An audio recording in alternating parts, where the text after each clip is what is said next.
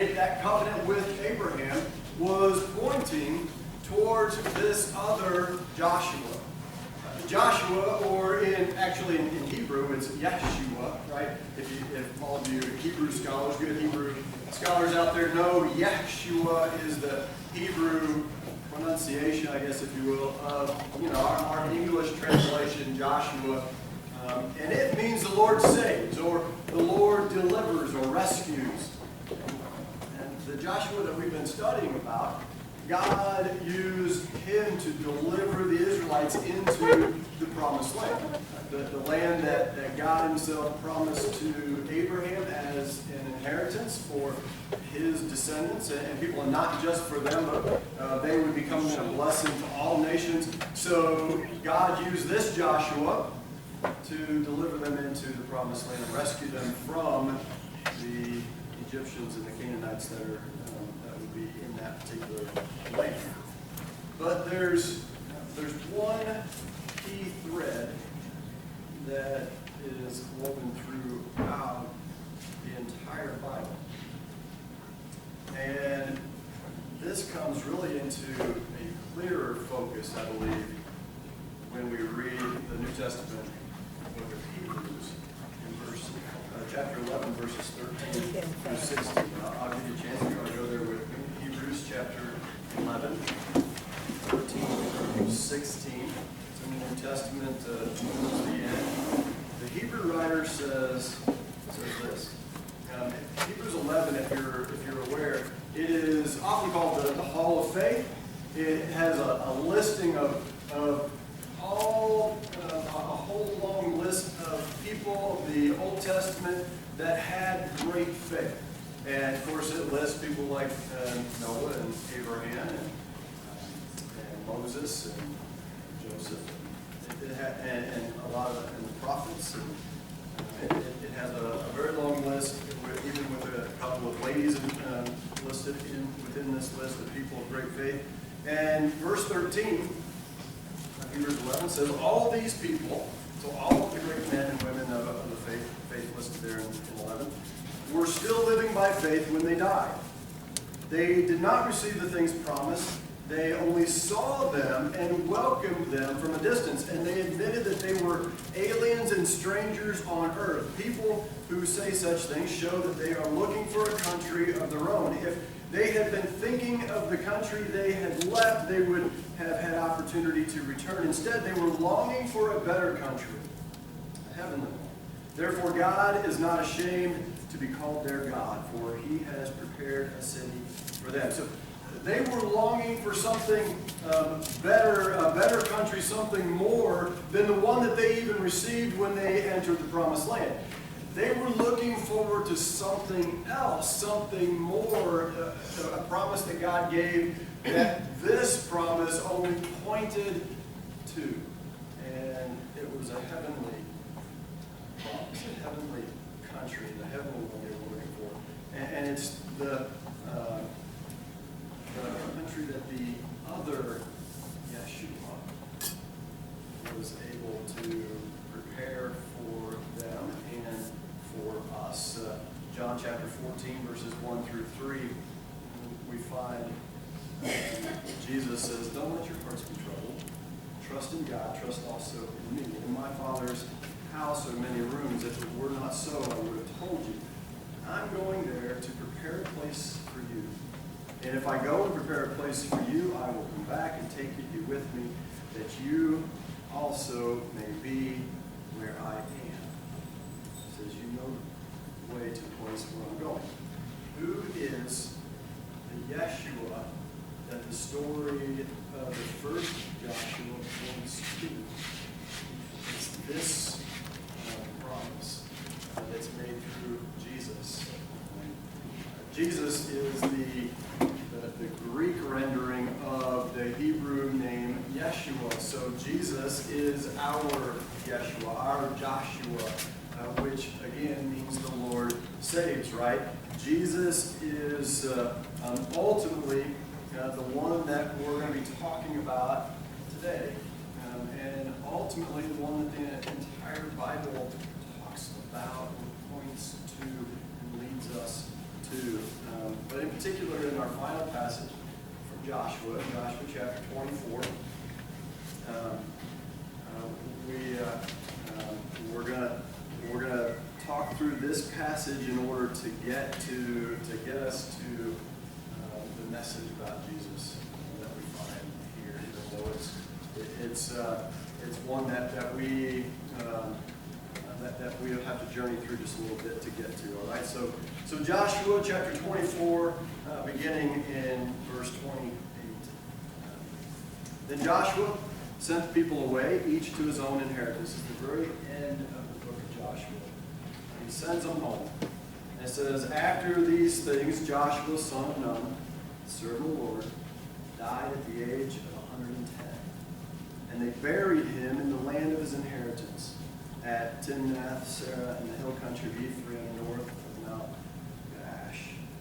Israel served the Lord throughout the lifetime of Joshua and of the elders who outlived him and who had experienced everything the Lord had done for Israel. And Joseph's bones, which the Israelites had brought up from Egypt, were buried at Shechem in the tract of land that Jacob bought for 100 pieces of silver from the sons of Hamor, the father of Shechem. This became the inheritance of Joseph's descendants. And Eleazar, son of Aaron, died and was buried at Gibeah, which had been allotted to the son of Phinehas in the hill country of Ephraim. And that's how the book ends. Kind of an odd way to end, right? And it kind of, I don't know, a lot of people, you would just, if you're reading through the Bible, maybe you're reading the book of Joshua, you'd come to this section, you'd be like, just kind of glance at it, oh, that's neat, and move on, ready to move on into the book of Judges, right? So how in the world am I going to get a sermon out of this? Three burial, these three people that records, it's buried here at the end of the book. Well, there really is something to talking about burials. Because we're not going to skip over it, number one, because it's in the Bible, right? So there must be some significance and meaning to it. God wouldn't have put it in there if there wasn't something that we're supposed to get and understand from it. So, because it's in the Bible, and everything that's in the Bible is important, it's going to be important to us, right? But because it's in the Bible, that in and of itself gives us a clue that there was a significant reason to include the burial of these three. So here we go. I think it's significant because it emphasizes the fact that the Israelites were finally home.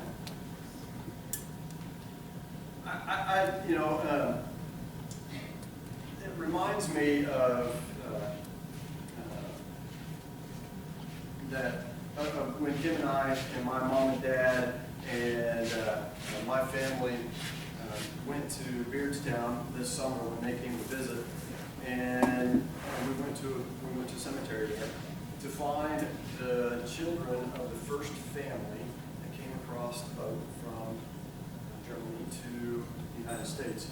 And they settled there. They had little ones that died there, and they had made their home there. And so these kids were buried in this home. As we looked around the cemetery, in this particular section, in particular, there were marked off family plots. You know, there was concrete all the way around, and there were several stones in this one plot.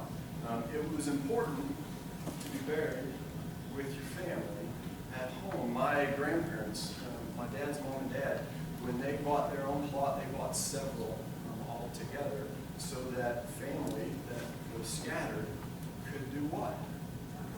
Home to be buried in that place.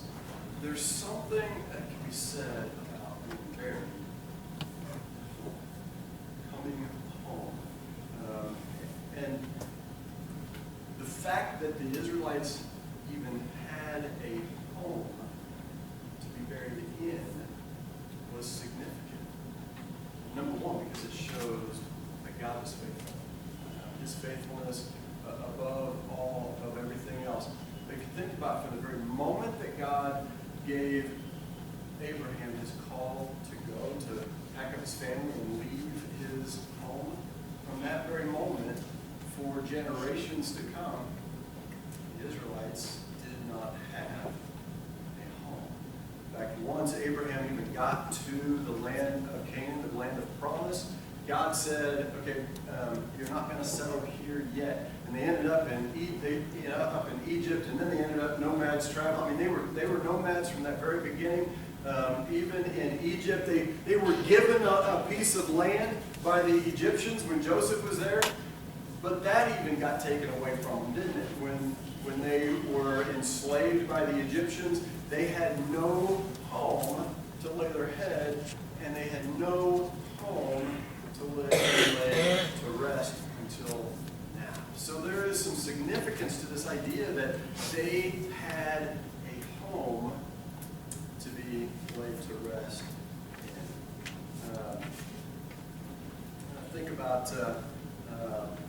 Think about for a moment, as my family, where will we be buried? Well, right now, this is our home, but the home of my family is in Homer. But I grew up in Charleston. Where is our home? Think about your life for a moment, and how scattered we have become as people and as families. How many of you, everybody lives in this area now, in your family, all your children and their children. For the most part, most everybody moves away and they're gone. And I think that's significant even for us, because now, in some ways, as a people, we are homeless. And we have become nomads, right? But even while being buried in their homeland is significant, I think that there's another statement in this epilogue that we need to take note of. Look at verse 31. The Israelites were only faithful for how long? For as long as Joshua and the elders that outlived him were still alive, right? This is what points us back to the passage in Hebrews, reminding us that those who live by faith, they even knew that the promised land wasn't their homeland. It wasn't their permanent home. It wasn't their eternal home. They were even still looking for more in something else. And that's what we find Jesus explaining to us in that John 14 passage, that there is more than this home and this homeland, which heaven. This is really where we transition from the Joshua of the book of Joshua to the greater Joshua, the Yeshua that we look forward to, and the Yeshua that saves us, our Jesus. The inheritance that God promises through him is not a plot of land. It's not a parcel. It's not a piece of dirt that we can put our hands into. It's not on or of this earth. In fact, we're mistaken if we get a little too settled here, aren't we? If we get too attached to this place, if we settle our roots in too deeply and we cling to it too tightly, we will find that this is our only inheritance. If this is what we long for and what we desire above all else, this is what we get. But if we look to our Yeshua and the inheritance that he offers us, then we'll find that our residency is not an earthly one. Today, God's people are nomads, again, spread all over the earth, all over the world. Peter tells us in 1 Peter chapter 2, verses 9 through 11, that we are aliens and strangers in the world. See, Jesus has gone to prepare for us a place that's attached to his Father's house, and he's coming back for us when it's ready. And that's a promise that we can cling to. So if our home is here, the promise is not for us. But if our home is not here, then let me ask you, where are we to be buried? If this is not our home, where are we to be buried? Where is that significant place that we find that we want to be buried here? The place that Joseph was taken out of Egypt, his bones were brought out of Egypt to their homeland. There was something significant about that. But if we don't have a homeland, if we don't have a place to call home, where are we to have our bones placed? I think Paul says it best in Romans chapter 6, verses 3 through 4. Romans chapter 6, verses 3 through 4, he says, "For don't you know that all of us who were baptized into Christ were baptized into his death?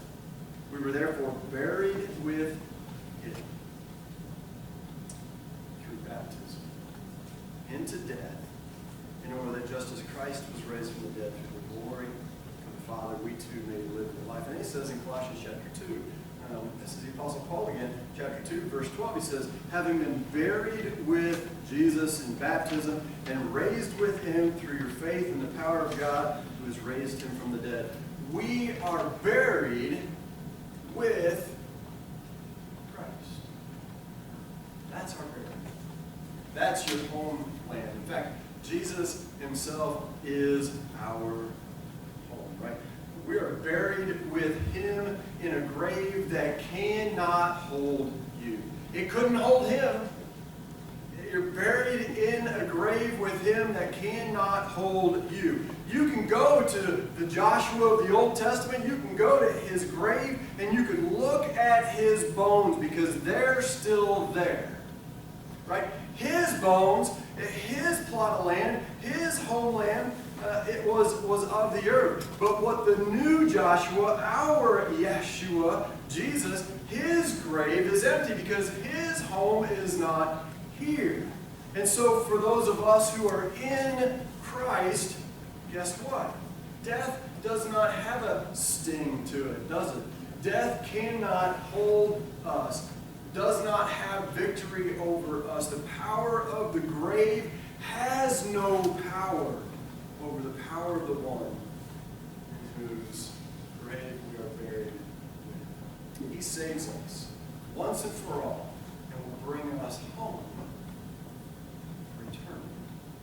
In Romans chapter 6, verse 5, Paul continues. He says, "And if we have been united with him like this in his death, then what? We will certainly be united with him in his resurrection." Jesus is our home. He is our inheritance. Jesus tells us in John 15 to abide in him and he will abide in you. This idea of abiding is living with, being with, living so closely, intimately connected with him that you cannot be separated from him. To abide in him, with him, and he will abide in with you. It helps us really to truly understand the significance and the importance of what Peter means when he says in 1 Peter chapter 2, verse 9, I alluded to the last portion of this, but what he says here is that we are a royal priesthood. In 1 Peter chapter 2, verse 9, we are a royal priesthood. What that means, what it meant to the Levites was that God was their unique inheritance. They were the ones who were not given a parcel of land. In fact, Joshua tells us in 13 verse 33, he said, "To the tribe of Levi, Moses had given no inheritance. The Lord, the God of Israel, is their inheritance," as he promised them. God was their portion. God himself was their inheritance. What does that mean for us as the royal priesthood of God? That means that Jesus is our inheritance. for the Levites being the priesthood, and that God was their portion, that He was their inheritance, meant that He was the focal point of their service, that He would be the source, the sole source of their provision, and that He would be the significance of their calling, right? That's what it meant to be a priest of God, that He was their inheritance. They didn't need land because God was enough. It was everything. It was all things, all sufficient in all ways for them. It's true for us. That's what it means for us. We are called out of this world so that Jesus can be the complete focal point of our service. And He gives our calling significance. It's Him that we are following in our call to serve. And He gives, He is our sustenance. All things were created by Him and for Him. And He holds all things together, Paul says in Colossians 1. Our inheritance is the same as that of the Levites, where God is our portion. So let me encourage you. Be buried in Christ alone. Let Him be your home, your inheritance, be your portion.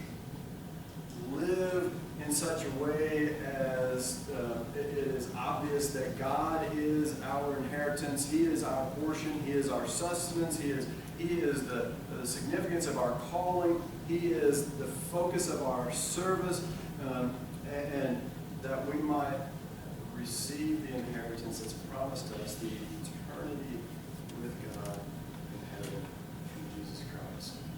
Be buried with Christ and raised to new life. Let's pray for that. Father, thank you so much.